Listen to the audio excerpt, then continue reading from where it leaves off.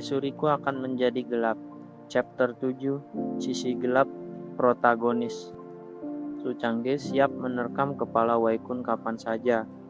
Tapi Wei Kun berusaha meyakinkan kepada Su Changge kalau semua ini hanyalah kesalahpahaman dan apa yang dia pikirkan mengenai Wang Qing itu mungkin hanya kesalahan.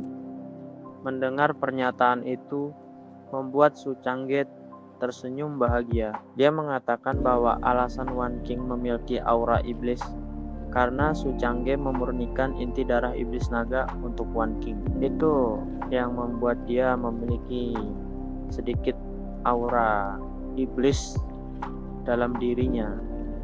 Di sisi lain, Dao Tian yang berusaha berada di sisi Su Changge langsung menerjang ke arah Wei Kun dan menghajarnya. Tidak hanya sekali, dia bahkan mengangkat Wei Kun dan membantingnya berkali-kali. Wei Kun yang tidak bisa melakukan apapun hanya bisa berteriak minta tolong karena dirinya digunakan sebagai samsak.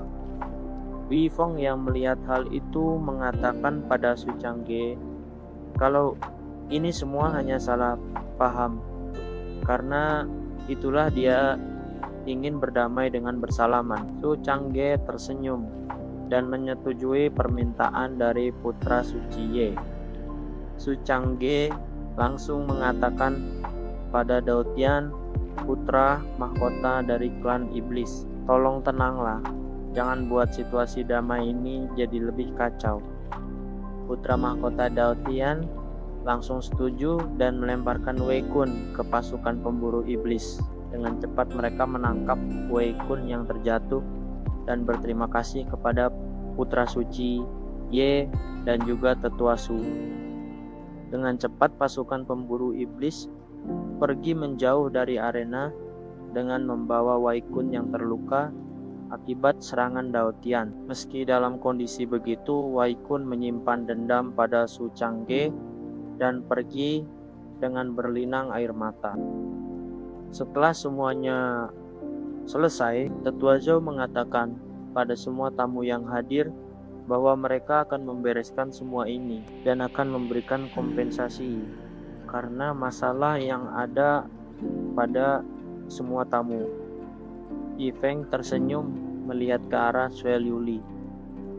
Dengan cepat Yi Feng menemui kepala keluarga Sui dan membungkuk mengirimkan hormat pada ayah Sui Liuli. Kepala keluarga Sui yang merasa tidak pantas menerima dari seorang putra suci dari tanah suci naga biru langsung mengatakan bahwa dirinya bukan orang sehebat itu sampai perlu diberikan hormat oleh Ye Feng.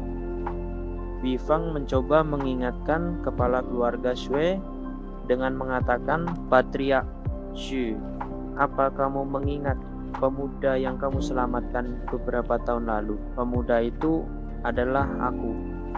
Dia mengatakan pada kepala keluarga Shu bahwa waktu itu dia menyamar karena sedang berlatih dan tidak bisa mengungkapkan identitas aslinya. Mendengar itu membuat kepala keluarga Shui sangat bahagia. Dia tidak menyangka bisa mendapat kesempatan sebesar ini. Dia bahkan berkata kalau keluarga Sui telah menemukan harta emas karena dengan adanya sosok putra suci sebagai pendukung itu akan membuat keluarga Sui semakin berjaya. Sedangkan dua kepala keluarga lain melihat itu dengan penuh iri dan dengki. Setelah memberi hormat pada kepala keluarga Shu, Ye Feng langsung memberi salam pada Sui Liuli. Tapi Sui Liuli hanya diam saja, tidak merespon perkataan Ye Feng dan hanya fokus menatap ke arah Su Changge.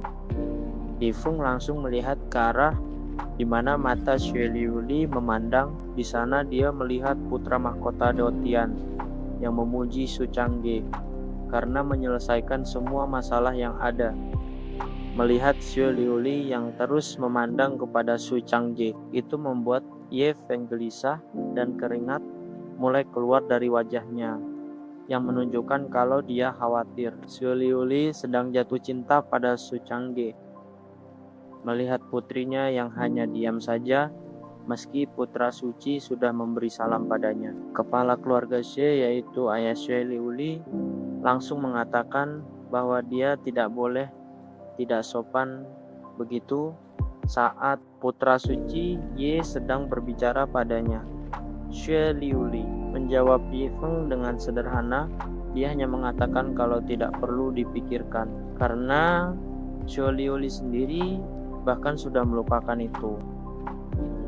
Dalam hatinya, Ye Feng hanya bisa mengatakan, "Jadi kau sudah melupakan itu."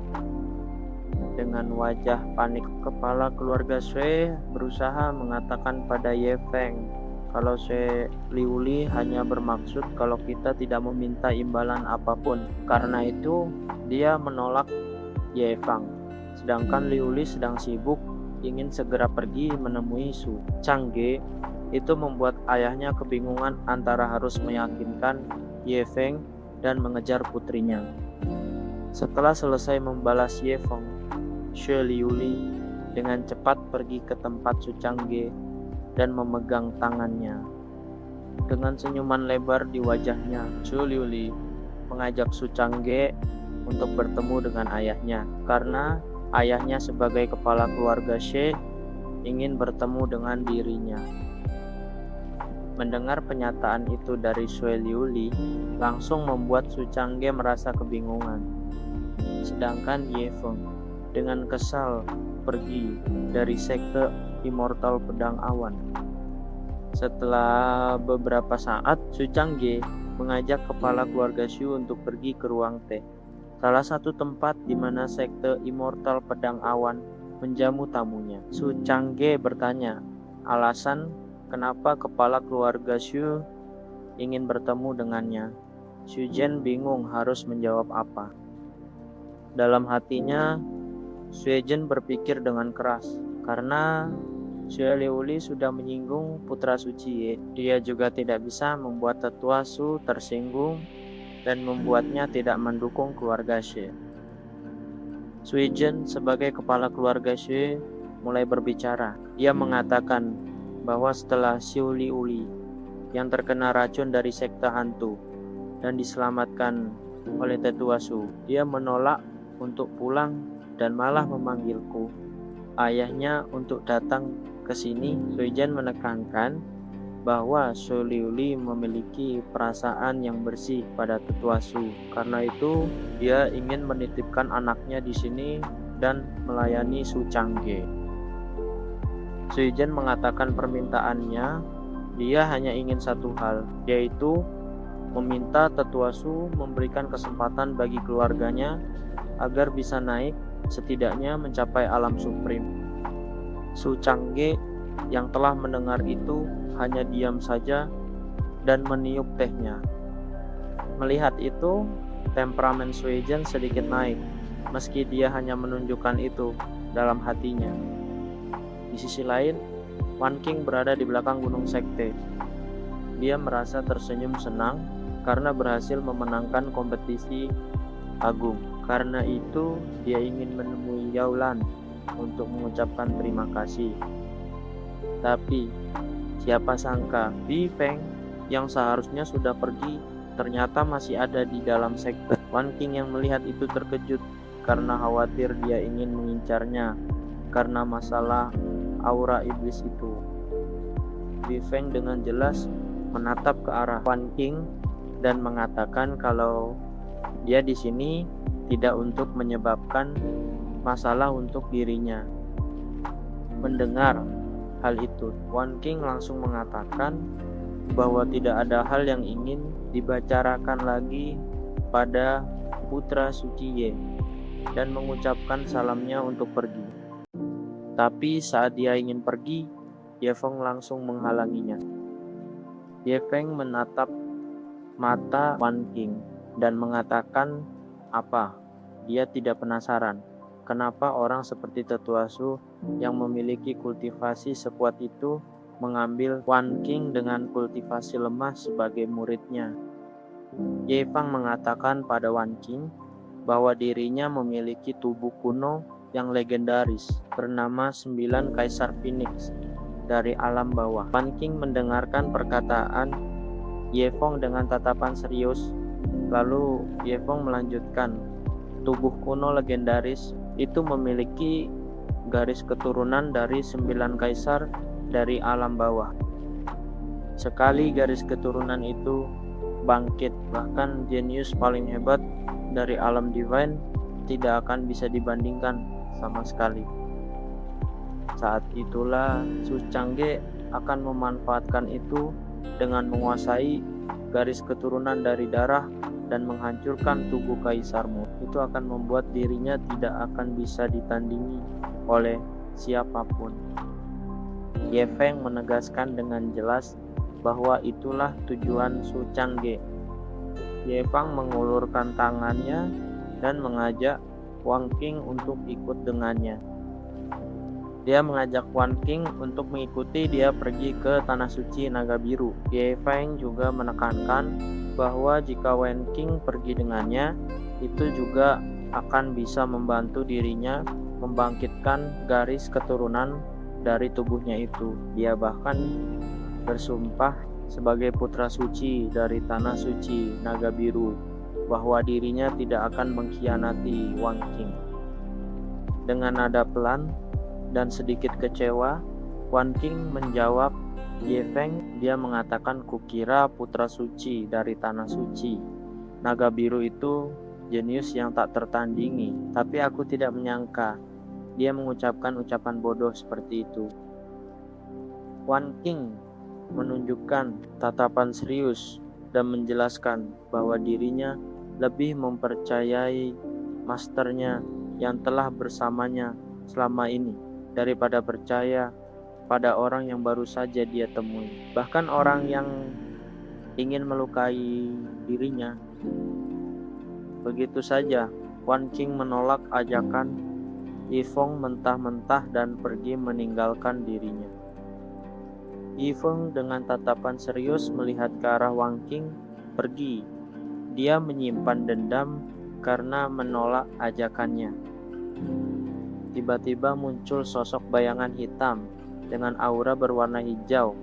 Kebiruan muncul di belakang Ye Feng dan mengatakan, jika kau memang ingin dia, sudah kubilang untuk mengambilnya secara paksa, tapi kau malah menolak itu dan ingin mempertahankan reputasi Tanah Suci Naga Biru.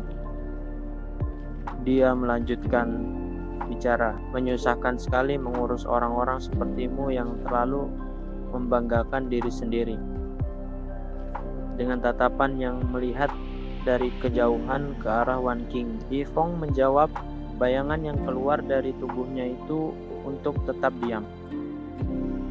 Berakhirnya chapter 7 ini memperlihatkan betapa rumitnya dunia di sekitar Su Changge. Konflik demi konflik yang muncul tidak hanya menguji kecerdasannya, tetapi juga memposisikan dirinya sebagai sosok yang menjadi pusat perhatian, kekaguman, dan bahkan kebencian.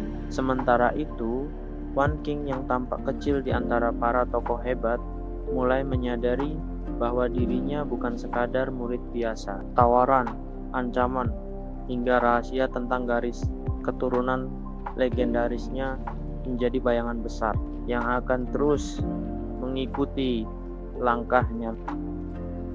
Di sisi lain, hubungan Xiao Liuli dan Su Changge mulai menunjukkan benih-benih ikatan yang tidak hanya berdampak pada pribadi mereka, tetapi juga pada politik antar keluarga besar. Situasi ini menciptakan ketegangan emosional dan intrik yang semakin memperumit hubungan antar karakter. Sementara itu, bayangan gelap yang muncul di belakang Ye Feng mengindikasikan bahwa ada kekuatan lain yang bermain di balik layar, memanipulasi emosi dan ambisi.